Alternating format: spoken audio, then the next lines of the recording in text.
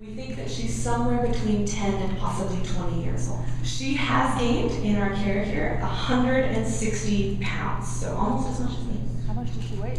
Right now she weighs just over 200 pounds. Unfortunately, the Canadian and the United States government have both deemed Skuna non-releasable. It's very difficult to release sea turtles after they've been in human care because we don't necessarily understand all of their potential senses they use for navigating throughout the ocean. She was so weak when she first arrived at the rescue center that we had to stand in the water with her 24 hours a day because she couldn't float in order to breathe. And I count myself incredibly fortunate that I was one of those people who stood in the water at 3 o'clock in the morning, it's pretty cold at 3 o'clock in the morning, holding the life of this little porpoise in my hands, and I could actually feel her shudder for every single breath that she tried to take. But thankfully, through the dedicated care round the clock of over 60 volunteers and staff, she obviously has survived and is right here in front of us today.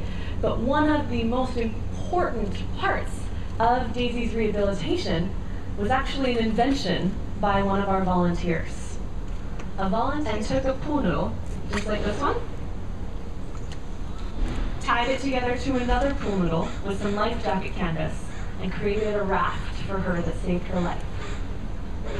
So this pool noodle, along with over 2,500 hours of volunteer care, is the reason why we have Daisy here in front of us today. And unfortunately, she was deemed non-releasable because we have cared for her for such a long time, from such a young age. She didn't necessarily develop all of the skills that she would need to survive out in the ocean.